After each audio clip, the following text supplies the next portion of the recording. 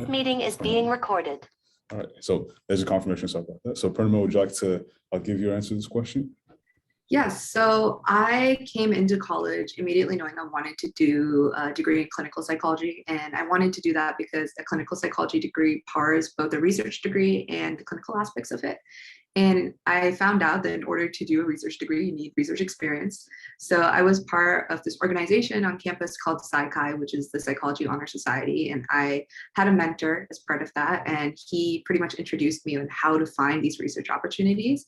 And one thing he did point me to is that the psychology department in particular, and other departments as well, they have a website that has all of their labs and all the research that the labs are doing. So links to those labs, and in particular for the psychology department, it also has research assistant applications for each of those labs. So if you're interested in, say, Dr. Yates' lab, she has a research assistant application right there on the lab. So you can easily apply. So that's how I joined the Kind Lab. And from there, I got paired with a graduate student mentor, and she's helped me find a lot of research opportunities. But I definitely suggest going on your department website and looking for those labs. Another thing you can do is, say you find a lab and they don't have a research assistant application, you can go to the people section of that lab. So a lot of them have, here are graduate students, here's our PI, here's some other undergraduates who work here. And they usually have an email there. So you can go ahead and email them and ask, hey, I'm interested in your project. How can I get involved? That is awesome. I did not know that. So all of my friends know as well who could not make today's meeting. So we'll move on to the next question that we have. So in terms of your research, do you find that you are working independently, like by yourself most of the time, or are you working with a team? And if so, how do you adapt to that? Sorry, baby, say that again. Sorry. Just said Can everyone hear me? Okay, so I think someone on mute. Okay. All right, sorry about that. Okay, so in terms of the question being asked, in terms of your research, do you either find that you are working independently, so by yourself, or are you working with a team? And if so, how do you adapt to that environment? So, Maritza, would you like to start? Yeah, sure. So while conducting my research, I, for the most part, feel like that I am working as a part of a team. There are moments where I do have to take more independent initiatives to make sure that certain steps of my research are getting fulfilled, or like to find, or maybe there's times where with the people that I'm working with, they don't necessarily know the answer to the question that I'm trying to figure out. So I have to reach out to other people. So in terms of figuring out kind of those solutions to some problems that I face within my research, that would be independent. But in terms of actually fulfilling my research project and getting the support to be able to move forward with what I am doing and seeking advice on what are the next steps. So holistically, I do feel that I'm a part of a team, and it's nice to have that support. Knowing that if I do run into a problem, there's people that I can seek out to ask questions, and that even if they don't necessarily know the answer themselves, they can direct me to somebody else that will know the answer to the problem that I'm trying to solve. Nice. And Purnima? I have a very similar answer to Yuritsa. So definitely research is a team effort, and you need to learn how to work with other people, because even, for example, in creating an idea, you're talking with your faculty mentor, you're talking with other mentor figures about how to define your interests, and then you're making your research project. So you're writing it out, you're looking for scales, for example, or like questionnaires you can give other people, and those are created by other people, and then data collection. So there's so many different parts of the research process that you're going to need other people's help in. And for me, definitely my lab is very collaborative. Everyone helps each other out. So that's just the environment that I've always been in. And it's really nice to be part of like a team in research. Thank you both for answers. I 100% agree. No one does research by themselves. Usually it's like you have like your leader, your team members, really important to have that teamwork aspect. So for the next question, what do you enjoy most about your research? So by yourself, please feel free to start. Purnima, do you want to start so we can swap around? Yeah, of course. So for me, I really enjoy that my research is on kids. I love kids. I've always worked with kids, like throughout high school since I was a kid. I've been working with kids. So my research is on child development. And one really interesting part about my research is it looks at psychopathology in children. So, for example, anxiety. A lot of kids start feeling anxiety between 8 to 12 years old. And that's the age group that I'm working in. So it's this really great age group that I have access to. And that's what I enjoy the most. And for me, so similar to Purnima, something that I enjoy with my research is essentially being just genuinely interested in the thing that I am researching about. So for me, my project is involved with observing the effectiveness of mindfulness practices. And me personally, I'm somebody that is very passionate about the mental health field and being able to participate in these practices that allow you to kind of foster your mental health and make you feel better. So for me, it is very enjoyable being able to give out these mindfulness practices and seeing how other people respond to these practices.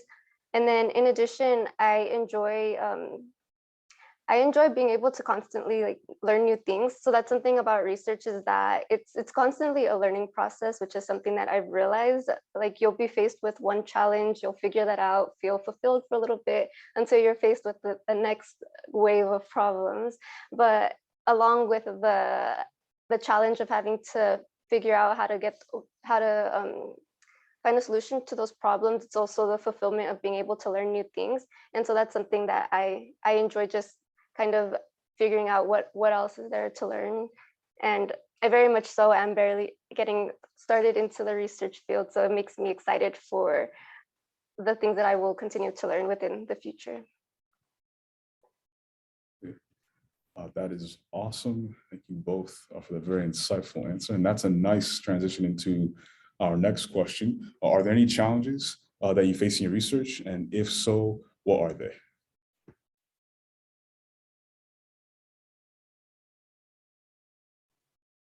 Oh, so I can begin. So for me, one of the first challenges that I had to face, so within my research project, I am working with human participants. And so along with that, I have to apply to get my study approved by the Institutional Review Board.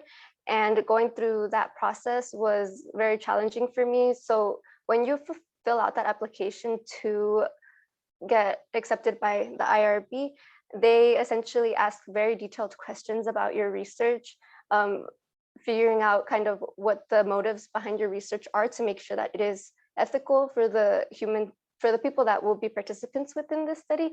And so for me, when I had initially submitted my application and they got back to me with edits that I needed to do, it brought up a bunch of questions that I had never even considered about asking. And so I really had to reach out. That's where my faculty mentor really did help me be able to figure out how I would answer those questions. But it was a good back and forth moment where I would submit my application, think I addressed everything, and then I would get more feedback or more edits that I had to do with more things that I had not considered. So that was a challenge within itself, but very much so a learning experience. And another thing is having to learn how to work with online platforms that I initially did not have very much exposure with. So within my project, I work very much so with the platform Qualtrics. And prior to doing research, I had very little exposure to that website. And I had to work very closely with this website to be able to create my task. And so I had to learn how to do that. So in order to learn, I had to Google, I had to reach out to people. So that was a whole challenge within itself. And those are a couple of the challenges that I have faced so far. And for myself, I think one big challenge was for me was to learn like coding and programming languages. Everyone in my family is in tech. So I came into psychology thinking I'm finally getting away from tech. This is my own thing. And then I learned for research, you have to learn to code. So for me, that was definitely like a little bit of a struggle. So my project, I used the programming language R. And over the course of the year, I've been learning how to do that. And sometimes it doesn't work. If you run an analysis, it just won't work. And it gives you this huge error message and it's not very clear. So definitely that's been one of my biggest challenges, learning how to use these programs and do research in them. Yeah, I agree with both of you. You go into research thinking that you're going to work on one set of skills, and then your faculty mentor tells you, oh, by the way, you're going to need a lot more other skills to do your job and achieve your goal. So definitely there are situations that you have to be aware of. And I agree with you in the sense that you just got to be willing to adapt. And kudos to you both for doing that. So for our next question, have you presented your research at a conference or any other professional event? If so, what was that experience like? So for myself, I most recently presented at Harvard's Trends in Psychology Summit. So that was in November. And that was a really great experience. It was my first time presenting at like an Ivy League university. And it was honestly really scary at first. When I applied, I definitely didn't feel like I deserved to be there. But it was such a great experience because it was a virtual conference. So I got to talk to professors from Harvard, from other Ivies, from across the globe, even from India, from China. There were professors from everywhere. And it really helped me like get to know more about clinical psychology, which is the field I want to go into, and learn about other research going on like on the earth. And I also presented at UC San Diego's summer research conference. So that was a lot of undergrads from all across all the UCs. They came together and they presented their research. So definitely, I think my favorite part of this entire thing was like creating the poster, doing the research, and then going out and talking to other people about it, because other people are really excited to hear your research and you're excited to talk about it. So yeah, that was my experience. And so for me, I'm still in the process of collecting my data for my project. So I have not yet presented at any conferences, but I have been applying. So hopefully this is something that I plan to do eventually. Sounds good. So really cool to hear from both of you on that topic. And as for everyone in the audience, again, it's really nice to be able to do research and have the opportunity to actually talk to people about it, right? Because you're not just doing this just for nothing, right? You're doing it to hopefully, improve life for somebody out there, because it could be very crucial information that your research may produce. So that's something to keep in mind. And then I think this is our last question. What advice would you give to students who want to get involved in humanities research?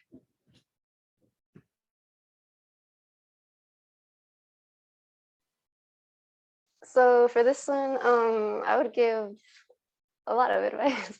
But so one of the biggest things that for me personally was very difficult when I was beginning to get involved in research is kind of taking that first step. I feel like the first step is always the most challenging and also the most daunting, because you don't really know what's going to come after that first step, whether that be simply applying to a program or simply asking a professor about their research, or whether they're taking in RAs or asking a faculty to be your mentor.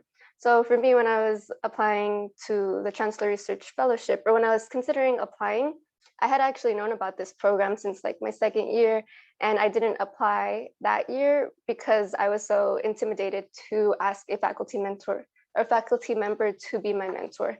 So last year, I just pushed myself to take that first step, but it still wasn't as easy. It was still very intimidating, but I did it. And as soon as I did that first step, it really helped. So it helped get the ball rolling, essentially. Research is a process where you're going to face continuous challenges throughout the whole research process. Is all very difficult. I'm not going to say it's easy, like once one thing happens it's all going to be easy, like no, but you start getting that ball rolling on the direction that you want to take with your research, and you start getting a better idea of what you want to do to be able to, or what you need to do to be able to make that happen. So if you are somebody that is curious about research, maybe this is something that you're considering, maybe I'm interested in, or you know for sure this is something you're interested in, please do take that first step in applying. And also don't let fears about the future stop you from seeking those opportunities. So that's something else about research. When you look at it holistically, it appears very daunting, and it's because it's a challenge. That's just what it is. But once you start breaking that, so yeah, it's very challenging. Sorry, I got distracted by the chat. But so essentially, like take it one step at a time, really, because once you, I'm sorry, I completely lost what I was saying. But yeah, so like just when you look at it, so when you look at it holistically, it's a big old challenge. But once you start breaking it down into smaller steps, it becomes less daunting. It becomes just dealing with one thing first, and then you get to the next thing, and then to the next. So it really is this process where you kind of figure it out as you go. So please do not feel afraid of the whole process as a whole, because once you are awarded this opportunity, that's where you have the chance to find out the solutions to those problems. So yeah, so with applying and everything, try not to psych yourself out. Just go for it. Just apply. And also, if you have any worries about having other responsibilities that you have to take care of in addition to this thing that you want to apply to, and you're wondering like, oh, how am I going to make it all work? I feel like if you're simply if you're considering applying, to go ahead and apply. And if you have multiple opportunities that you're interested in, apply to all of them. And then once you get accepted, that's where you start making the decisions about, okay, what will I be able to manage? What am I genuinely interested in being a part of? What calls my attention? And then right there, you organize your time with the opportunities presented to you. But don't let the fear of, oh, I'm gonna have all of these things going on at the same time, so I can't even apply, so I shouldn't apply. Don't let that stop you. Do apply, and then if you get the opportunity, that's where you figure it out, really. I think Yuritsa definitely said it all. That was awesome. But I think one piece of advice that I have is talk to your TAs. All of your TAs are probably part of research labs. They probably have their own projects going on, and they definitely have connections to the professor if a lab you want to work in, or just about research in general. So they're a really good resource to talk to learn about more opportunities with. I think once you do get in a lab, I think one really big distinction is taking up space somewhere and using that space to grow. So you'll really want to use the space in research when you're given the opportunity to take advantage of it. Talk to your graduate student who's mentoring you, talk to other people in the lab about how you can get a little bit more involved, what more can you do as a research assistant, because I think that's really one thing that I wish somebody had told me at first, that a lot of opportunities don't just kind of land in your lap. You have to go looking for them, and you have to actively seek them out. And if you do that, there's definitely a lot of reward at the end of it. Thank you for the awesome advice, Purnima, and yourself as well. This is a very important question. Hopefully, everyone here in the audience taking notes, keep a note of it. It's a question that everyone asks time and time again, so feel free to definitely reach out, because in our next section, we do have for you all the opportunity to ask questions. So please feel free to do that. I'm going to address the chat really quick. Okay. Oh, thank you, Rissa, for answering Chloe's question. So yeah, I suppose I should have waited. I'm sorry, but also if you just find out about, so with professors, I also find that they tend to kind of mention what they're researching about within their classes as well. So if you're ever in a course and you're hearing the professor teach, and you happen to just hear a segment about something that they're researching about and you think that's interesting, you could also always go to their office hours, ask them more questions about their research. Anyone will be excited to talk to you about what they are researching, because they're researching it because they are passionate about the topic. So once you go into office hours and start kind of speaking to this professor, and your interests do align with what they are doing, go ahead and ask them to be your mentor. It's really, yeah, what if it's outside? That's okay. Actually, I think, Jonathan, would you like to answer this one, since your research is outside of your major? Absolutely. So Chloe, that is a fantastic question. Funny enough, I'll tell you that my research, it kind of has to do with like anthropology in public health. So like It's like a really weird like mix of the two. But I'm a biology major, so I found out through the opportunity through a friend that told me to come to a research opportunity for anthropology majors. I just hopped in because I just wanted to do something interesting for research, and that caught my attention. So all I'd say is you want to be really on the lookout for, like, say for instance, for panels like these, because they're really helpful for the Chancellor's Research Fellowship or any other student engagement panels that you might see in your email, right? You could also go on Instagram and follow like all the colleges, like say for instance, the UCR CNAS page, the UCR CHAS page, right? Like all the department pages as well. They'll usually be advertising their own research panel events. We can talk to them. So I encourage you to just go out and see if your schedule allows for you to go to them, and you'll probably be able to find someone to talk to. I find it better than just emailing someone who's outside your department. It's probably better to get that one-on-one interaction. But thank you very much for it. Or if you have any advice as well for that. So the question is how to find a professor to be a mentor, correct? Or oh yeah, who's outside your major? Okay, I would say that you could ask a professor that you're close with in the department if they know anyone in the other departments, because a lot of research at UCR is really interconnected because it's interdepartmental and stuff.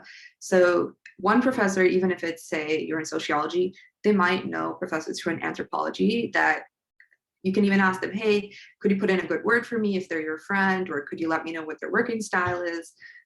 So definitely reach out to people in your department as well, because they definitely have connections to other departments. And even if you reach out to that professor later on your own independently in the other department, you can say so-and-so from the sociology department, for example, referred me to you. And then it's just nice that you talk to this person and they see that you put in the work to get there. And would emailing a professor who's engaged in research about opportunities be considered informal and unprofessional? Definitely not. Like Yuritsa said, everyone's super excited to talk about their research. So if you're looking to get involved, and for them it's help, so it's help in their research project, it's definitely not unprofessional. Just let them know in your email that I usually recommend that you talk about their research. So read a couple of their papers first and talk about what's interesting in their papers to you. Don't just say, okay, I'm interested. Please take me. Just say, I read this paper that you published in this journal and I found this topic interesting. I would love to learn more, chat with you about it, and kind of go that way versus, can I work with you? So it kind of shows like a demonstrated line of interest. I hope that made sense. I know I kind of went everywhere. All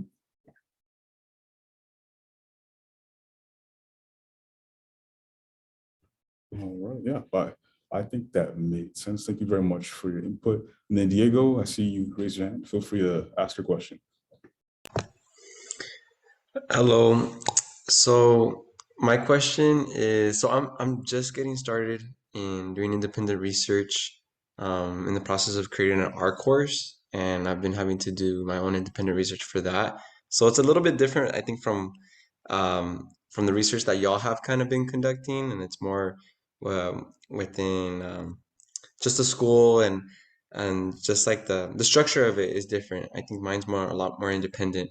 Um, but my question is, what are some like resources or tools, whether they're off campus or on campus, that have helped you along the way with your research process? Because I'm in the baby steps of it, and I think this art course is like a foundational step for me that I'm gonna in the future want to expand more on.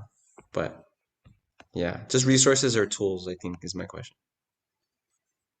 For me, one tool that's really helped me is this Google Chrome extension called PaperPile.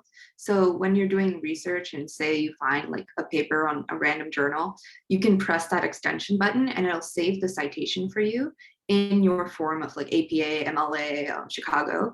And then it stores it all in one folder, and you could even make separate folders. So say you have like paper number 1, paper number 2, you can put different research papers into those different folders. So it really helps with organization for like literature reviews, for abstracts and such.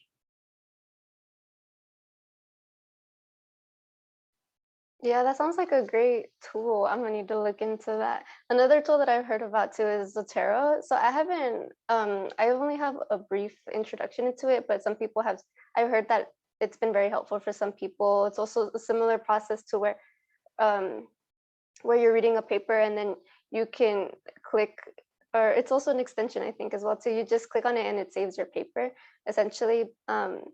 But some other tools to just essentially just do research or find papers that you're interested about is on Google Scholar. That's always a go-to to like find research articles.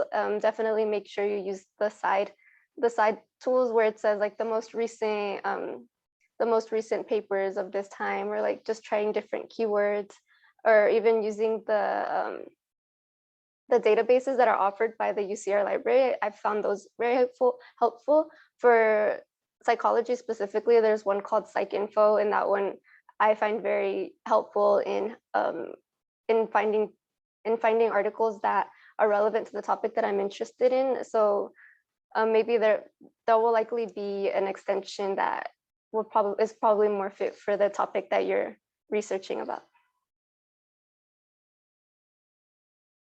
And one more thing I thought of is that if there's ever a paper that you don't have access to for some reason, for example, UCR Library doesn't have access to everything, Google Scholar doesn't have access to everything, don't be afraid to email the professor or the doctor who wrote that paper and say, hey, I was interested in your paper, I couldn't get access to it, could you go ahead and send it to me? I've always had people send it to me because they're so excited to share their research. They're just so happy that somebody emailed them and asked. So definitely don't be afraid to do that. It's also a good way to make connections. Those answers answer your question, Diego? Yes, they did. Thank you. Awesome. And I think an additional sub question to that would be, have there been on-campus resources? Like I think the student engagement, I think offers or they have they encompass more of like the scholarship or the like research opportunities, at least to present. But yeah, are there any, I think, on-campus resources that you also would recommend?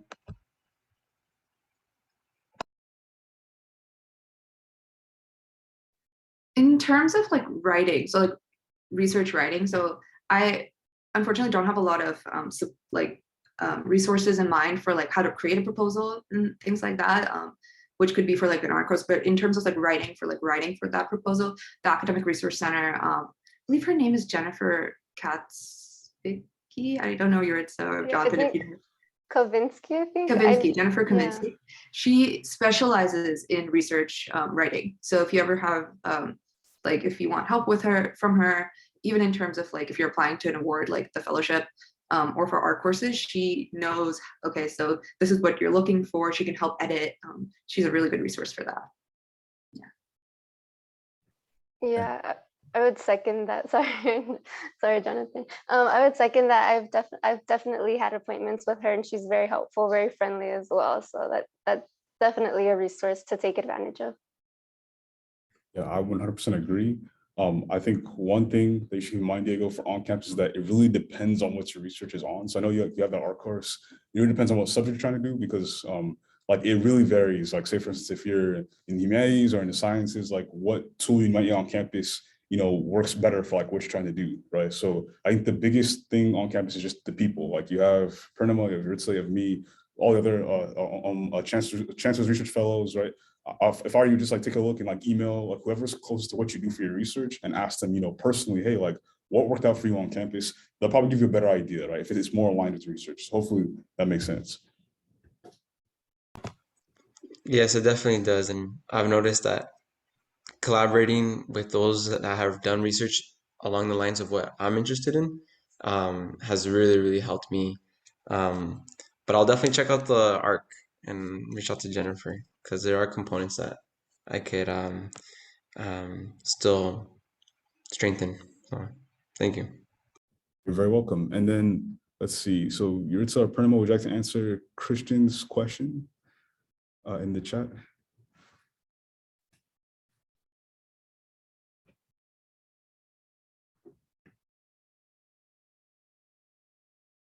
I think so. The question is, should I still consider applying for a position that requires a skill that I haven't developed yet? Correct? Yep, that's correct. Okay.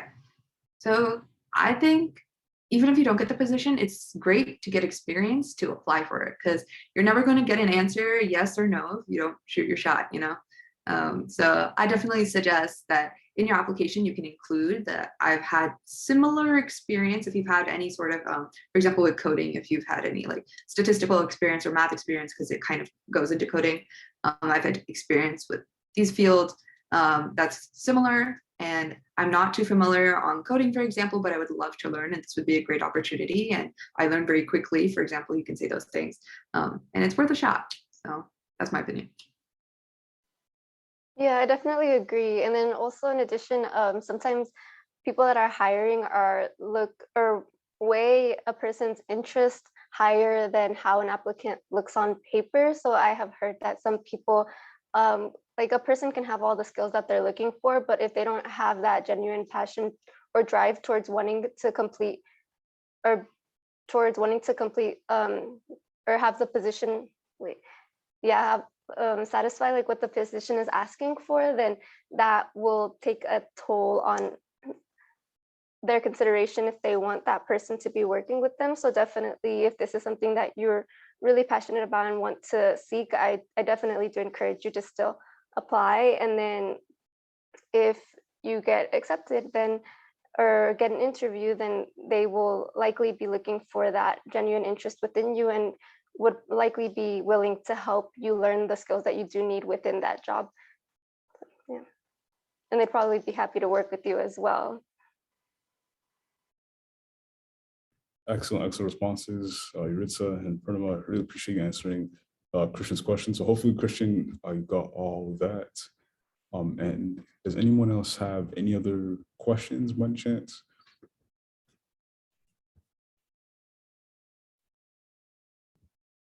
You're very welcome, Christian.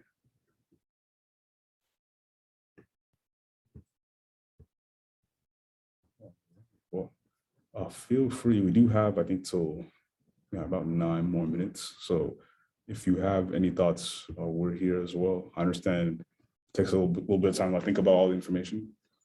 And I have a question. So I think you have a question directly from Diego.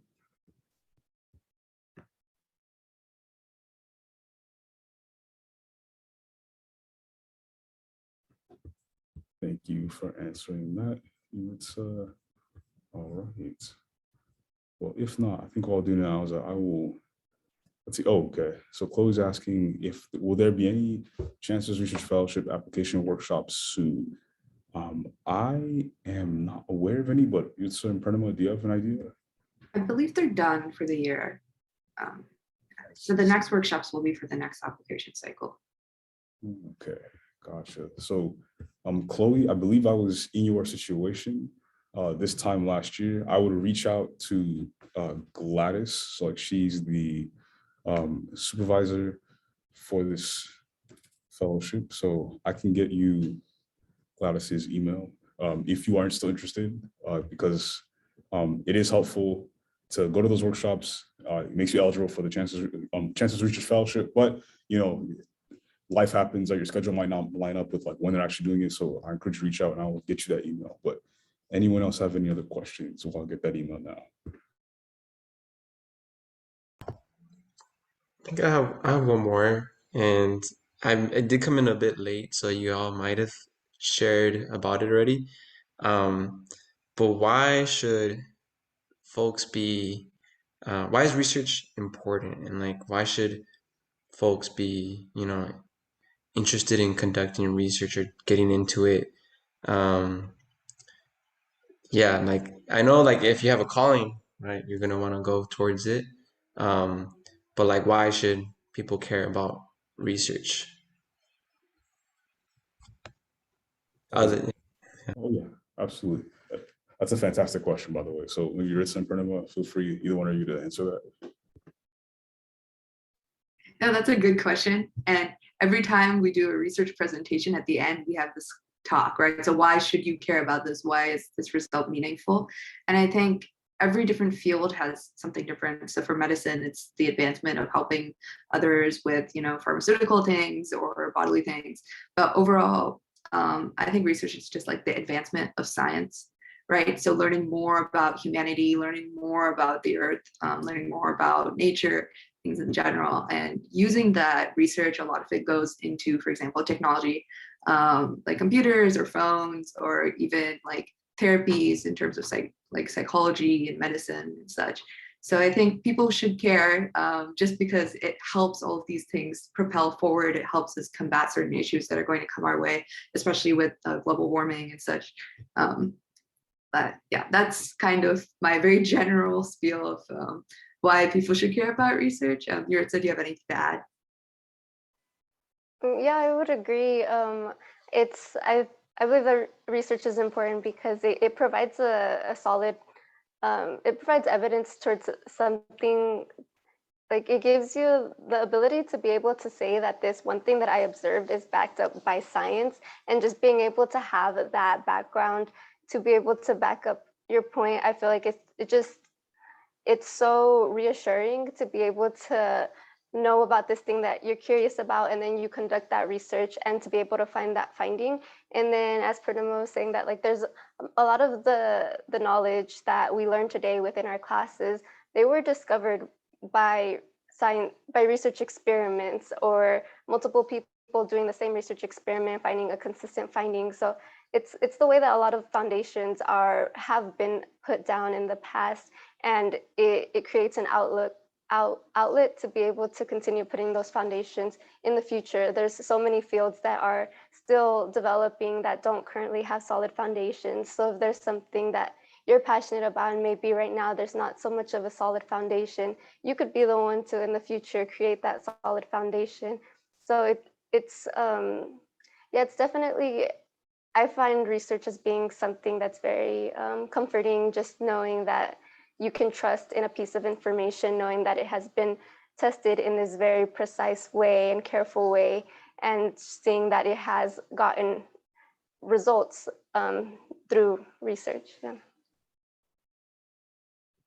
Absolute great responses. I just have to put my 2 cents in here because I love answering this question. And when somebody asks like, oh, why I care about research, then I kind of asked them, why care about the phone you use, the computer you use, the medications you may take, like say, for instance, the car you may drive, right? All these things that people create and invent at some point were research projects, right? That allowed them to kind of see the world in a different way and improve the world to make it better. So that's the beauty of it. There's no limit to what you could do for research. You could be studying anything, and that might solve some of these problems in the future. So like say, for instance, if it's a matter of solving hunger, or trying to make sure that everyone has technology, right? Making sure everyone has consistent power and light, stuff like that takes somebody's research question to be answered. So that's the beautiful thing. You're solving problems for that. But absolutely fantastic question. Anyone else have any other questions before we wrap up?